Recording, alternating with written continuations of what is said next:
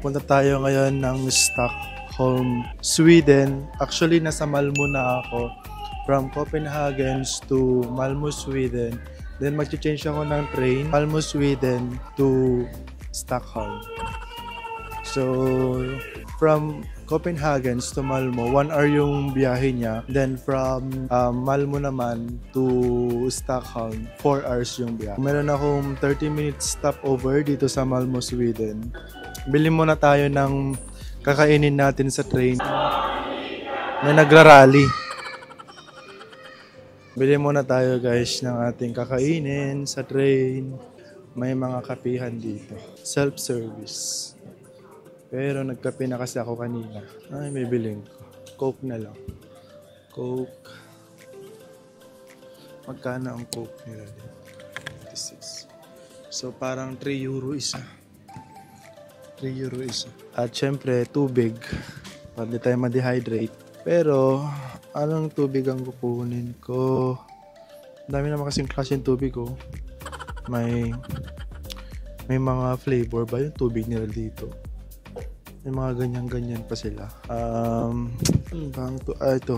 So, yung price ng tubig tapos ng Coke, same lang. Kasi 26 siya. Okay. Then, nanda ng snacks. Pero parang di pa kasaw gutom. Pero, syempre, 4 hours yun. Bili na lang tayo just in case magutom. Ano tong mga to? Pero parang malamig kasi siya. Parang hindi masarap. So, ito yung din. Bumili ako ng hotdog. Guys, 3 euro and 50 cents. Ganito lang siya kaliit. Kasi ko pa maglalagay ng ketchup mo, o diba? So guys, delayed ang ating train ng 1 hour. Ay, okay lang, hindi naman ako nagmamadali. Pero, sobrang late na ako makarating ng Stockholm, Sweden. 7 PM dapat yung train ko. Pero, magiging 8 PM na siya. Tapos, 4 hours yung biyahe. 8, 9, 10, 11, 12.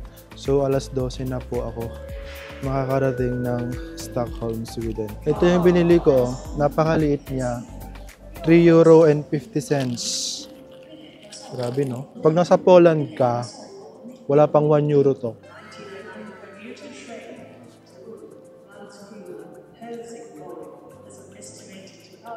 Talaga, aware ka sa mga platform ng train kasi pwede siyang mag-change ng number. Kasi nasa platform number 5 kanina, tapos in-announce. Kasi siyempre, hindi mo maiintindihan kasi iba yung language dito. Tulad yan. So, kailangan hintayin mo yung English version niya. Or, tanong ka lang talaga ng tanong. Huwag kang mahihiyang magtanong kung nasaan yung ganito, kung tong train na ba ito, pupunta ba ito ng Sweden. Actually, yung mga tao naman dito, sobra silang ang napansin ko, sobrang approachable. Mababait talaga sila. Hindi sila masungit. Or hindi sila yung tipong, yung mafe-feel mo na parang ayaw ka lang nilang tulungan. Kasi kanina, 10 minutes na lang aalis na yung train nung nasa Copenhagen ako papuntang Malmö. So, dahil bago-bago nga ako doon, hindi ko alam kung metro ba yung napuntahan ko or meron kasi silang may metro, meron ding train na pupunta sa mga malayuhan. So, hindi ko alam kung saan. So, kanina kasi 10 minutes na lang alis na. So, 2 tao yung nilapitan ko. Babae, isang matanda sa isang dalaga. Willing talaga silang tumulong. Yung, dito ka pumunta. So, on the left side, ganyan, tuturo ka pa niya, sasamahan ka pa niya. Tapos, lagi silang naka-smile, guys. So, yun yung nagustuhan ko. Kaya siguro tinawag yung Denmark na happiest country in the world. I don't know kung sila ba talaga. Pero, nung nasa Denmark ako, talagang makikita mo na willing talaga silang tumulong. Yun yung napansin ko. Hindi naman siguro lahat, but the majority. Yun yung napansin ko, guys. Pero tong hotdog na to, hindi talaga worth it kasi nagbayad ako ng 3 euro and 50 cents tapos napakaliit tapos hindi naman masarap. Nakapunta na ako ng Copenhagen saka dito sa Malmö. But first time kong pumunta ng Stockholm. So, nakaka-excite kasi hindi mo alam. Actually, wala akong itinerary. Kasi normally gumagawa ako ng itinerary ko. Pero that time, parang sige lang kung saan lang ako madala. Finally, dumating na rin yung train. After 1 hour na delay, dumating na po yung train. Ay, gusto ko na matulog sa train. So, hanapin natin yung number 5. Sana hindi baliktad yung upuan ko kasi pag baliktad, madali ako mahilo. Mamaya pa daw, maglilinis pa daw sila. Ay, finally, number 5. Nasaan na yung number 5? Meron din silang restaurant sa loob. Ganda.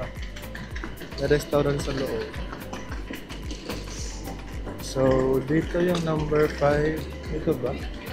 Oo, dito. Number 5. Ano nakalagay dito? Cleaning in progress.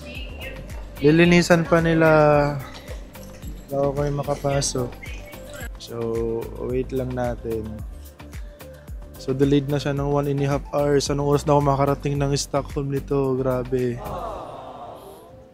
Sana pagbalik ko ng Copenhagen, hindi ako ma-delayed. Ayan guys, open na sila. Excited na ako. Sana talaga yung upuan ko hindi pa baliktad. Number 5 yung aking platform. Ay yung, anong tawag doon? So ito yung restaurant nila. Sana 63. Sa 63 ako. Natin number 63. Sana hindi baliktad. 63. Nako, parang baliktad. Parang baliktad yung upuan ko. I mean, hindi siya pag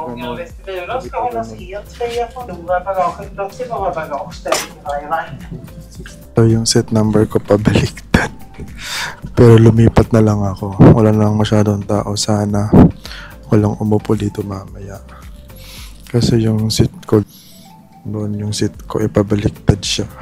Madali kasi ako mahilo pag pabaliktad. 4 na oras, tapos baliktad yung upuan mo. Ay, sana walang umupo dito. Tutulog na lang ako ng 4 na oras. Ang inisip ko lang kasi maraming station. Maraming station yung pag-istapan niya. Baka may station na may nakaupo dito. So baka pag nakatulog ako, igisingin ako. Lumipat na lang sila sa iba. Sige. See you soon. Stockholm. Finally guys, after a long ride. 2 hours yung delayed. Ay grabe. Tapos yung train from Malmo to Stockholm, 4.5 hours pala yung biyahe. Nung oras na magwa 1:30 na. Tulog naman ako pero paputol-putol yung tulog ko kasi every stops ng station, iba't iba yung sumasakay ng mga passenger. But okay naman siya. Nakatulog man ako ng maayos. Tapos, maganda dito, meron siyang charging area. Pwede ka mag-charge ng phone mo. Kaso nga lang, sobrang ng delayed 2 hours. Magwa 1:30 na anong oras na? 1:11 na. Ay, 1:18. Gusto ko ng kumain. Gutom na ako. Kinain ko lang isang perasong hotdog lang. Guys, finally we are here. Dito na tayo. Hanapin natin yung exit. Grabe, gutom na ako. Ang una kong gagawin, maghahanap ako ng restaurant na 24 hours. Is already 1:40 AM dito.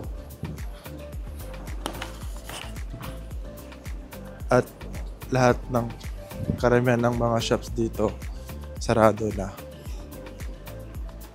Pero maghahanap tayo ng, hindi ko alam kung saan yung labas.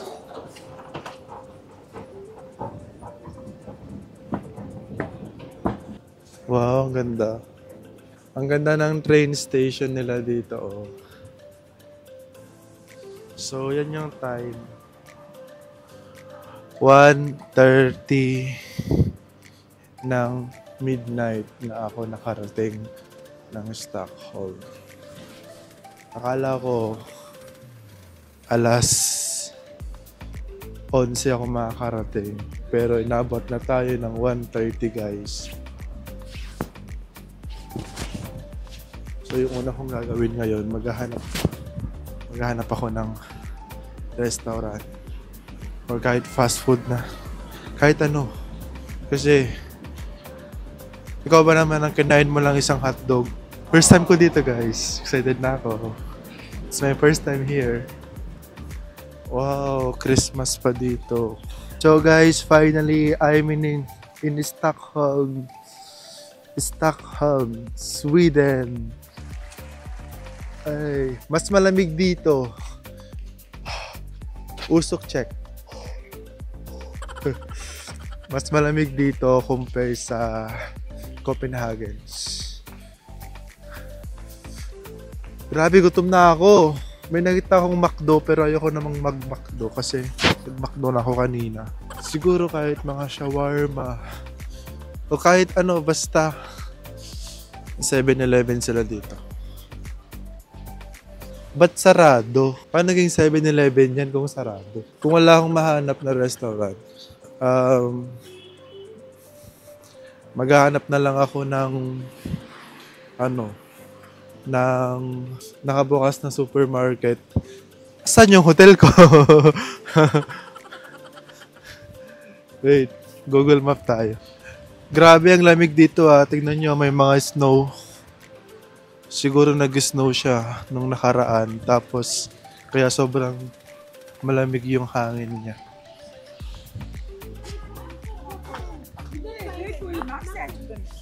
Hindi natin yan makakalahi.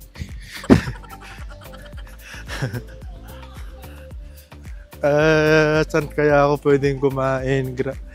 Guys, Christmas pa dito. Hindi ba sila nagtatanggal ng decoration nila? Ang lamig! Sakit sa kamay. Ano to? Max? Di ba Max?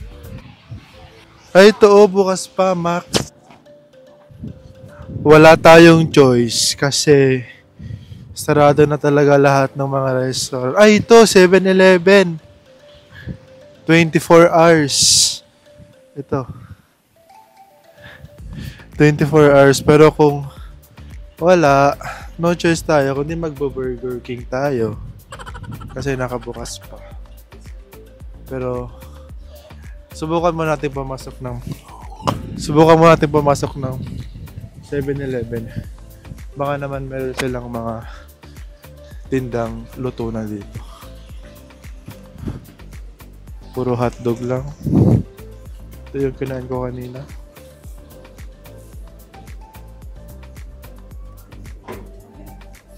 Puro hotdog lang siya. Ito lang yung luto nilang ulam. Ay, hindi naman. Luto ba to? Wala guys. Kaya no choice kundi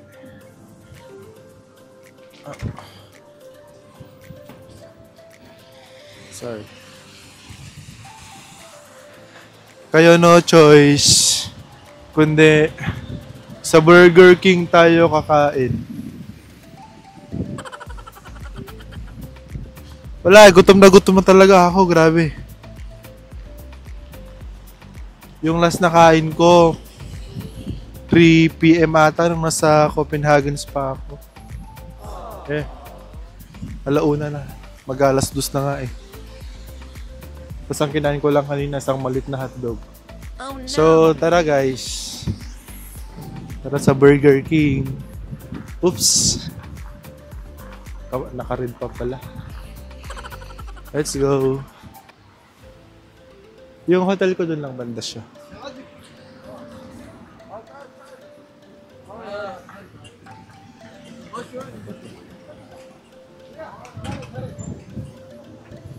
Ay, finally.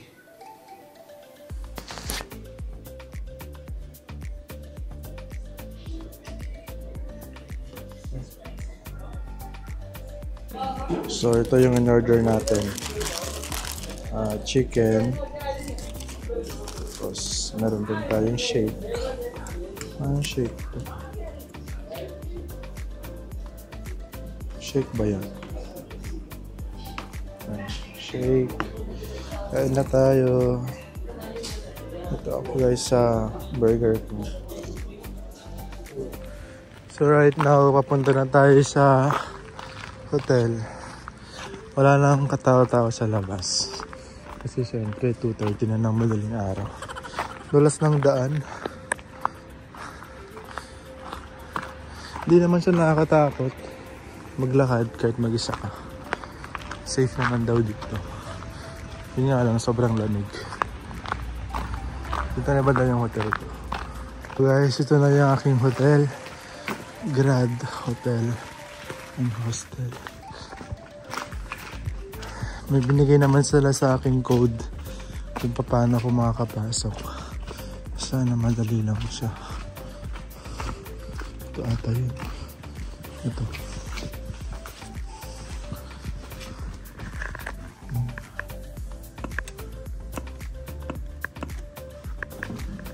Ito ba? Yun. Tapos dito ko daw kukunin yung susi ng room ko. Meron din code na binigay. Nakuha ko na my room is 211.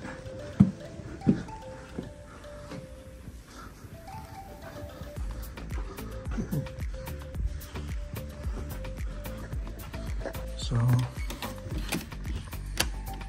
ito yung ating room. Simple lang siya. Ay, finally makakatulog na din.